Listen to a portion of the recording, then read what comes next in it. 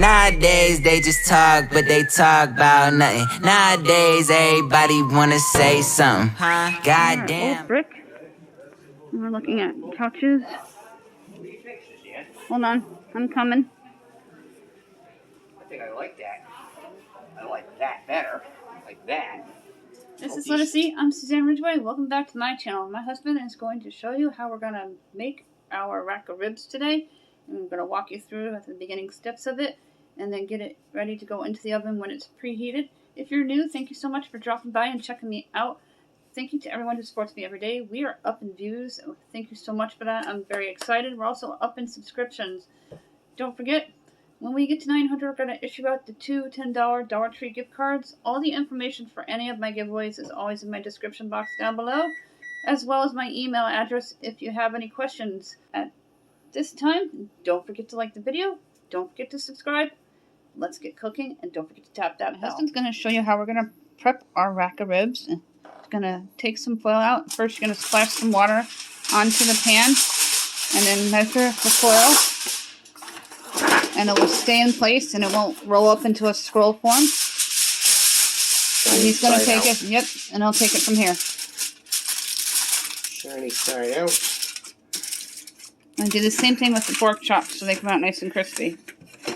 Okay. I like to use heavy duty aluminum foil because it's heavy duty. We got it at Walmart for a really good price. Yep. Now, show us those ribs. Look at the size of this baby. 5 pounder. I need to set it over here, sorry.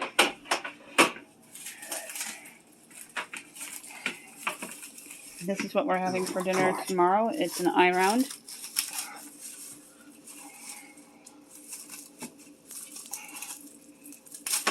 Cellophane that was wrapped around it. Yep, just while it's sitting in the fridge. There are 3 ribs here, so that's going to be a lot of meat. Yum. I can eat a whole one by myself. I'm starving. 3 racks of ribs. I cannot wait for this to be done. How long is it going to go into the oven for, hon?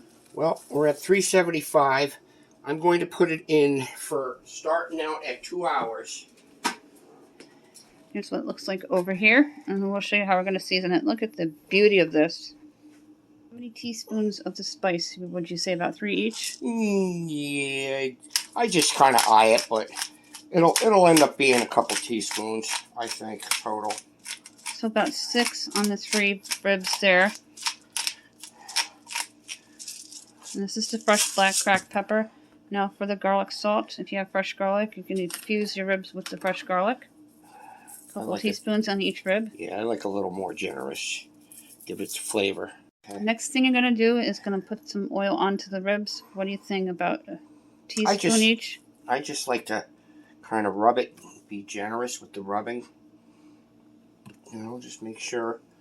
You know, obviously don't want too much, but if you just rub it and massage it a little bit, you'll have enough. And then we're going to cover it with foil before I do that. And the barbecue sauce will come later. Yep. Now we're going to take another sheet of foil. Now is this a tight fit or a loosely fit? You want it as tight as possible. It's going to be a tight fit on top of the ribs, not loose fit. Because it's filling up the hole. Again, shiny side up. Why shiny side up? Heat reflection is what I'm hearing. So we're going to do that. Like that.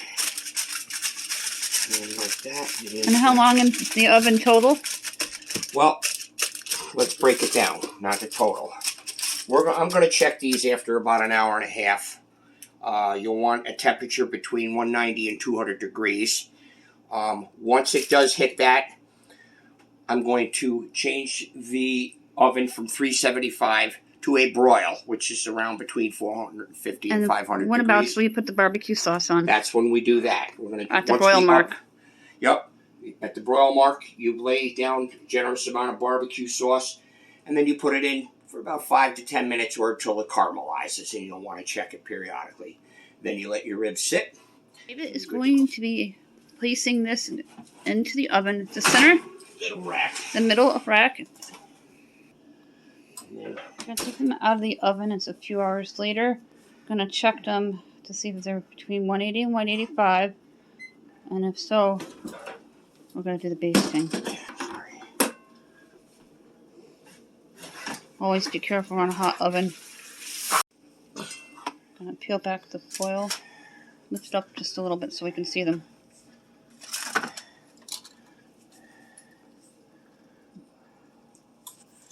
Oh, yeah.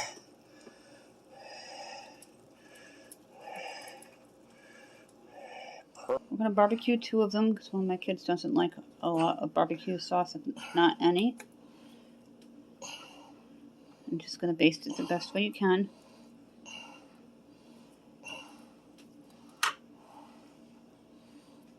A little bit at a time. That's looking really good.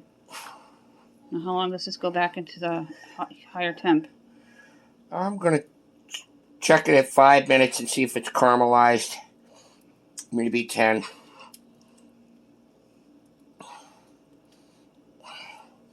I want a little more. On both of them, please. There were a fair amount. Now we're going to have this with Bob Evans mashed potatoes and either broccoli or maybe niblet corn or something. And I'll show you my plate when it's done. I'm going to burn it.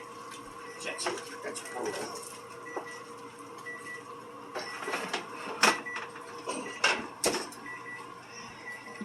Got the Bob Evans mashed potatoes in the microwave, and now we're going to peel the foil off. Oh, yeah. Wow, look at that. Wow, look at that. That looks incredible. I'll show you what it looks like on our plate. These ribs here. I'm just going to cut a little bit while I'm waiting for the mashed potatoes. We have the Bob Evans tonight.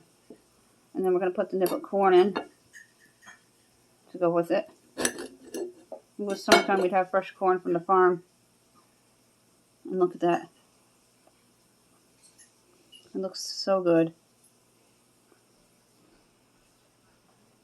Here's what it looks like on the plate with the Bob Evans mashed potatoes, the green giant niblet corn. And these ribs are so good, and they melt in your mouth, and they're tender, and they're juicy, and they came out perfect.